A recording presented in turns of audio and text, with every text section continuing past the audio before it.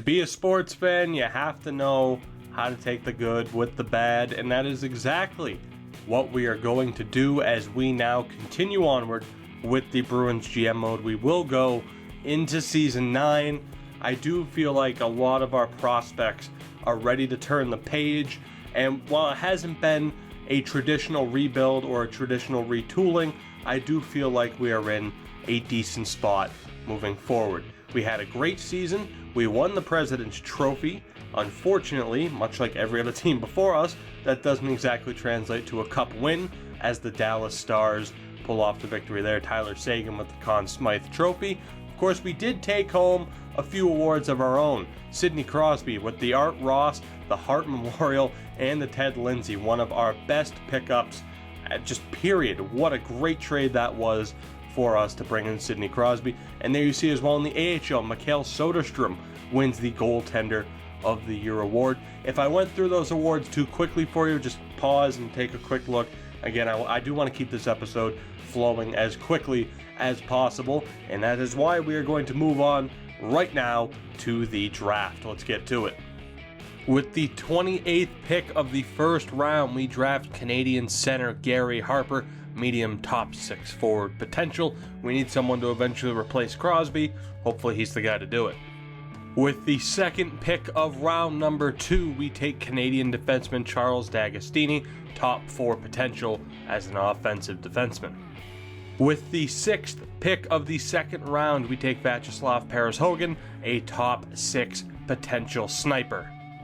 With the 6th pick of round 3, we take the Swede Matthias Ahonen, unfortunately top 9 low potential. He appeared to be better than that. Still not too bad though for a 3rd round pick.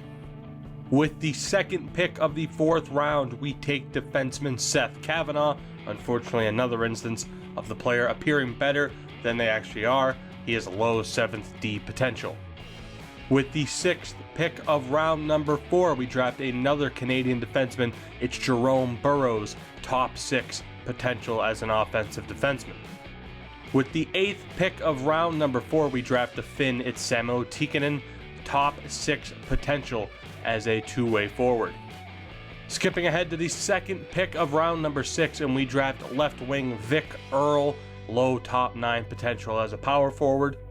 Pick number 24 of round 6, we draft Pavel Arkhipov, unfortunately only AHL top 6 forward potential. And with our last pick, we draft another Canadian defenseman. It's Vincent Lalonde, unfortunately as well only AHL potential. But the draft is done. Let's move on to the re-sign phase. Now these are going to move quickly, but in terms of players that we've let go of, Anton Forsberg is the first to go. Kolsar, another prospect who really just didn't pan out. We also have Peacock, another free agent signing from the start of last year. And that's pretty much who gets released here as we get rid of Bodine, Eriksson Ek. 2 players though that weren't signed at the start of last season. You know, we signed a lot of people hoping they would pan out. They didn't. But Keith Getson, someone we've had on our team for quite a while, is also going. And then perhaps a little bit controversially, we're going to let go of Marcus Kruger. Now as for those that we've re-signed, pretty much everybody else. David Pasternak, Justin Falk is back, Sidney Crosby, Nathan Keane and his $10 million cap hit, Lozon as well. We've secured all of our big players for the future, as well as some prospects. I can show you guys the details of the contracts in the future if you want me to. I can do that really quickly in the next episode, but I figured this was the easiest way to have this section go quickly. Happy Bullen declines, but that is because he is one of the 3 players who are RFAs. All 3 would go on to sign a deal later on in the offseason. Moving forward into the free agent period, and as you can see, there are some decent names on this list, but the main thing you want to pay attention to is in the bottom left-hand corner. That is our cap space after re-signing all of our big name players. We can't do a goddamn thing in free agency, so we're moving on to the start of this season. And our first bit of business is a somewhat surprising trade. Might have been a little bit rash in terms of adding on Luke Phillip to this, but we needed the cap space. We trade Dougie Hamilton, who we only re-signed specifically to trade him away just to get value out of him. He really didn't fit the mold no matter what I did, even playing him in a top 4 role where he wanted to be. His personality type in this game is kind of fitting to what his real life personality is apparently. So we trade him and Luke Phillip to the Minnesota Wild for an elite potential prospect who is already going to be a roster player for us. We take on the contract of Legwand, but we also pick up a second and 2 thirds, so not a bad haul.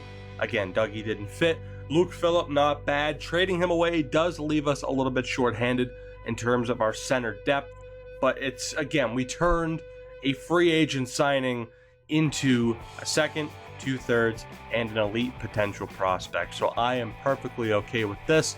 Unfortunately, as you see once we get to the roster, kind of regret it a little bit, especially once you see what happened to one of our players. So let's go ahead now and take a look at our roster. As you can see, our top line, pretty good. Jake DeBrusk, an 88 overall. Sidney Crosby's fallen to an 89. Still not too bad. And then David Pasternak's an 87.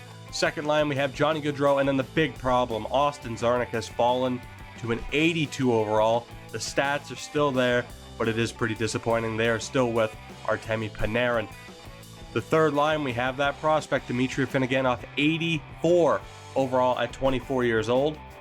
He's a legitimate power forward with 5-star physical category. He is playing with Thomas Bader, who we have moved to center for the time being. We need a big year from him, and we also need a big year from Ivan Suglobov, who is the third line right wing. Adrian Hawes has stuck around. He is playing with Dmitry Valentenko and Zachary Senyshyn.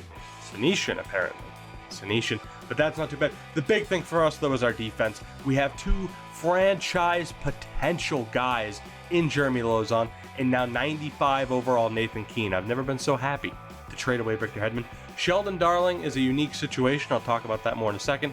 He is with Justin Falk. And then the fourth line, Provorov and Day, both need really big years. And our goaltending, Marcus Olsson dropped back down to an 85, but Mikhail Soderstrom is there. It is a true tandem. I will have no problem playing both and switching out both. You got to look at the AHL. Some familiar names, of course, they are in order of their potential, as they usually are. Should be an interesting year. We need some big growth from some of these guys, and defensively, we have some good defensive prospects as well. But again, they need to progress. Serge Lacerte and Stasiak is the tandem down in the AHL. Now, as far as Sheldon Darling goes, I'm pretty sure I mentioned this, but I went to call up players. I called up Soderstrom, I called up Darling, and I think Bader was the other one in the postseason in case of injury, because the Providence Bruins are already out. Apparently, they were more content with just not doing anything down in Providence because they're out, rather than riding the bench in Boston during the playoffs, which is a little bit weird, EA. It's a little bit weird, but that's the case. So it's going to be tough to see if we can get Sheldon Darling back to where he needs to be. He is apparently an 86 overall. If you take a look at his progress report, he's an 86. He is currently down to an 82 and might even drop to an 81, because I'm probably going to take the A off him that it gave to him by default.